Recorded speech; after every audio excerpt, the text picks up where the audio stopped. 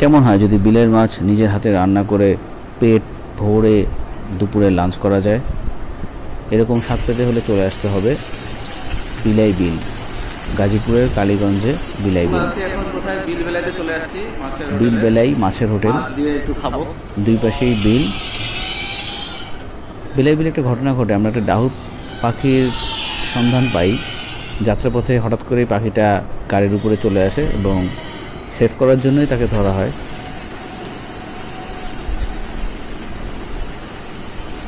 বিল বেলাইতে যারা গাড়ি নিয়ে আসবেন তারা গাড়ি পার্ক করতে পারবেন, আশেপাশের সাইড করে রাখতে হবে। এছাড়া বাইক তো রাখার জায়গা আছেই। তবে কালীগঞ্জ থেকে অটোতে করেও সহজে চলে আসা যায়। আচ্ছা, এখন দেখি আমরা কি কি মাছ অর্ডার করেছিলাম। সবগুলো বিলের মাছ, ছোট ছোট চিংড়ি মাছও ছিল। মোটামুটি সবগুলোই ছোট ছোট মাছ। 3-4টা আইটেম অর্ডার করেছিলাম। বাইলা, ট্যাংরা, ছোট চিংড়ি, এই জাতীয় মাছ। চিংড়ি টমেটো বকন কোনটা কি? এটা মনে মলা না, বাইলা চিংড়ি চিংড়ি দিছো না তুই? সব তো দিচ্ছি।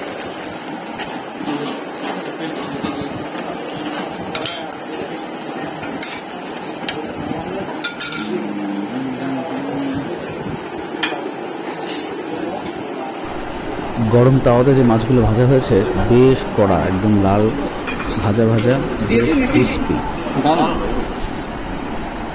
আমরা এখন দেখে নিই আমরা কিভাবে আমরা এই বিল বেলাই রেস্টুরেন্টে গিয়েছিলাম। শুধু যে আপনি মাছ খাওয়ার জন্য যাবেন তা নয়, আমাদের যাত্রাপথে যে সুন্দর রাস্তার দুই পাশে গাছ, সবুজ, এই পরিবেশটা এনজয় করতে করতে আমরা পৌঁছে গিয়েছিলাম। ঢাকাতে মহাখালী থেকে নরসিংদীগামী কোনো একটি বাসে বা ঘোড়াশালগামী কোনো একটা বাসে উঠে আমরা গাজীপুরের কালীগঞ্জ কাপাসিয়ার যে রোড, ওখানে মুখে নেমে পড়ি। টঙ্গী হয়ে বাসগুলো, এয়ারপোর্ট হয়ে টঙ্গী হয়ে বাসগুলো ওই দিকে যায়। এখানে একটা ফ্লাইওভারের মতো এক্সপ্রেসওয়ে জাতীয় জায়গায় আমরা উঠলাম। ঈদের পরে যাওয়ার কারণে রাস্তাঘাট মোটামুটি ফাঁকাই ছিল। তবে নর্মাল সময়ে একটু জ্যাম থাকবে, কারণ এটা একটা ব্যস্ত শহর, ব্যস্ত রুট বলা যায়। আরও সহজভাবে যদি যাওয়া যায় সেটা হচ্ছে যে টঙ্গী থেকে অটোতে করে কালীগঞ্জ কাপাসিয়ার যে মোড়টা, ওই মোড়ে নেমে যেতে পারি এবং ওই কালীগঞ্জ কাপাসিয়ার ওই পয়েন্ট থেকে আবার বিলাই বিলের দিকে অটোতে করে আসা যাবে। 100 টাকা নেবে বা 80 টাকাও যেতে পারে। হয়তো ওরা ট্যুরিস্ট দেখলে বা আসলে বাইরে থেকে আসলে ওরা তো বুঝে, ওরা 100 টাকা নিতে পারে। তা আমরা বাসে করে কালীগঞ্জের মুখে নেমে পরে এই যে অটোতে করে আমরা যাচ্ছি। রাস্তার দুই পাশে খুব সুন্দর মনোরম পরিবেশ, যথেষ্ট বাতাস ছিল। একটা গ্রাম্য পরিবেশ, মানে ঢাকার কাছে একটা গ্রাম্য পরিবেশ এভাবে পাওয়ার ব্যাপারটা আসলে খুব রেয়ার। সো শুধু যে মাছ খেতেই যাবো তা না, সাথে আমরা পরিবেশটাও এনজয় করব। একটা মজার ঘটনা ঘটে যায়। আমরা এই যে একটি ডাহুক পাখি,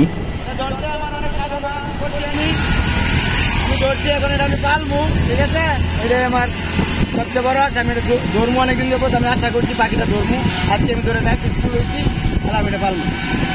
আমরা পুরো রানিং অবস্থায় এই পাখিটা ধরে পেয়েছি। রানিং অবস্থায় পাখিটা ধরছি গাড়িতে।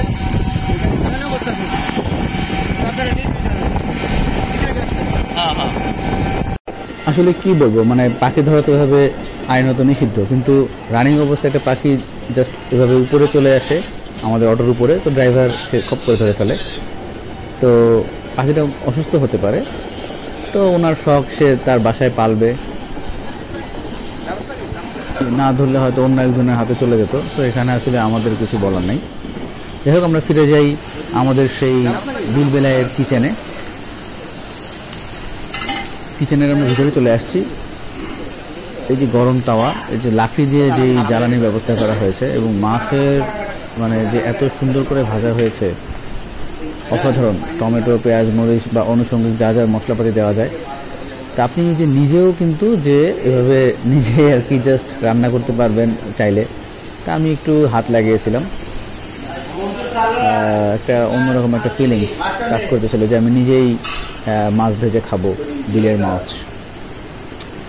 এছাড়া মাছ ছাড়া এখানে আপনি ভুনা খিচুড়ি বা বিফ আইটেম, চিকেন আইটেমও পেয়ে যাবেন। যেহেতু আমরা মাছ খাবো, এত দূরে আসছি, সো আমাদের প্রায়োরিটি ছিল এই ফিশ আইটেমগুলো নেওয়া।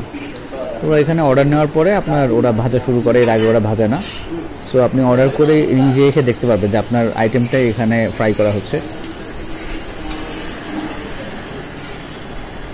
ইউজুয়ালি কিচেনে এভাবে কখনো এভাবে আসা হয়নি, বা এটা ইজি অ্যাক্সেস আর কি। অন্য এক সময় অনেক রেস্টুরেন্টে কিচেনটা তো আর ইজি অ্যাক্সেস পাওয়া যায় না, এখানে একদম ওপেন। আপনি জাস্ট যেখানে আমরা খাওয়া দাওয়া করবো তার পাশেই। ওই যে মলা মাছ,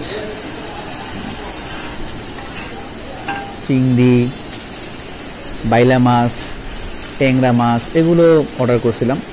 দ্য প্রাইস ওয়াজ রিজনেবল, আবার খুব চিপও না, আবার খুব যে একদম অহামরি অনেক বেশি তাও না। সো রিজনেবল প্রাইস বলা যেতে পারে।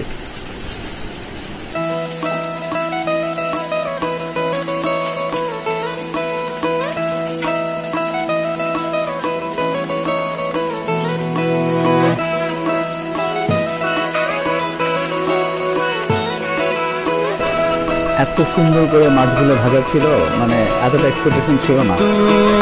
मेरा है या मेरा नहीं, मेरा दोस्त बन के सलाह चले। तू मेरा है या मेरा नहीं, मेरा दोस्त बन के सलाह चले। तेरे इश्क विच मैं हम बितला, तेरे इश्क विच मैं हम बितला। कोई इलाज दस, कोई दवा चले। तू मेरा है या। তো আমরা এখন একটু এর আশেপাশের পরিবেশটা দেখে আসি। বিলের অবস্থা মোটামুটি তো দেখাই যাচ্ছে যে পানি একদমই নাই, যে ধান ক্ষেত হয়ে গেছে। আর বর্ষা মৌসুমে যথেষ্ট পানি থাকবে।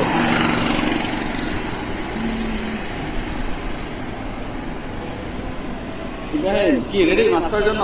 হ্যাঁ অবশ্যই। আজকের ওয়েল আমরা আছি এখন কোথায়? বিলবেলাতে চলে আসছি মাছের হোটেলে। মাছ দিয়ে একটু খাবো, ভাজা ভাজা মাছ। ওকে, বিল ছিল কিন্তু আসলে আমরা এখন তো বিল নাই, পানি নাই। ওই যে ওখানে ব্রিজ আছে, সেই সুন্দর নাকি বিল থাকে, নৌকা ঘোরা যায়।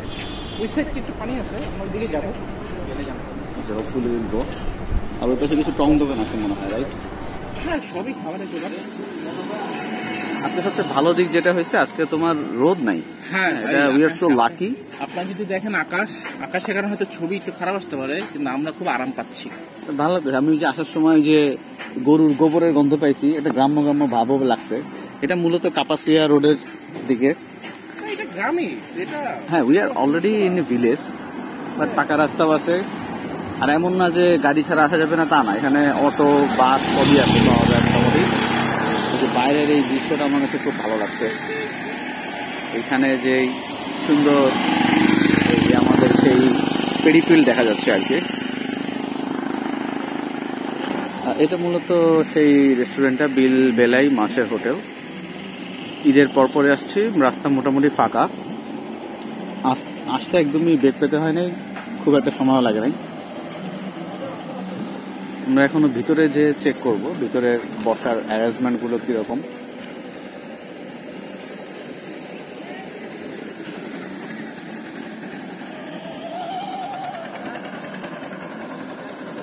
আশেপাশে আরো কিছু ফুচকার দোকান বা এই জাতীয় ছোটখাটো কফি শপ আছে, মূলত ওই তপ্ত দুপুরে এসে লোকে আমাদেরকে খুব একটা অ্যাট্রাক্ট করে নাই। চাপ থাকলে বাইরে বসার অ্যারেঞ্জমেন্ট আছে।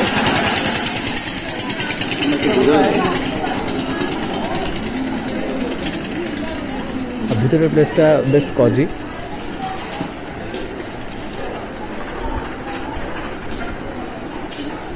আপনি যেই টেবিলে বসে খাবেন তার পাশে এই যে সুবিস্তৃত সবুজ ধান ক্ষেত, আসলে চোখটা ভরে যায়। আপনি এরকম একটা পরিবেশে বসে মাছ খাবেন, একদম ছোট ছোট বিলের মাছ এবং সুন্দর করে ভাজা।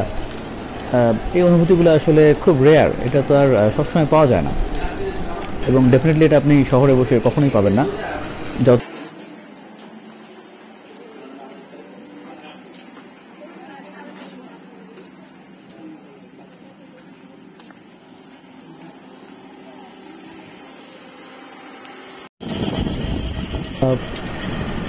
এই ভিডিওটা আবার অ্যাড করলাম যে ওই আমাদের সেই ডাহুক পাখিটা আর কি, প্রথমে যখন পাখিটা ধরা হয়েছিল ওই মুহূর্তে আমরা বুঝতে পারি না যে এটা ডাহুক পাখি বা এরকম কিছু। দেখে মনে হচ্ছিল কোনো একটা পাখি হবে, এবং এটা কি আসলে ইনম্যাচিউর কিনা তাও জানি না।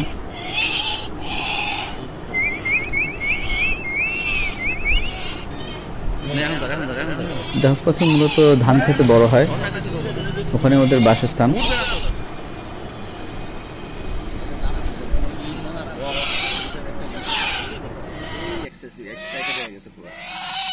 বিলের মাছ খেতে গিয়ে এরকম একটা পাখির সন্ধান পেয়ে যাব সেটা কখনোই ভাবিনি, এই জন্য আপনাদের সাথে শেয়ার করলাম। এটা একটা অন্যরকম অভিজ্ঞতা ছিল। ধন্যবাদ ভিডিওটি পুরোটা দেখার জন্য।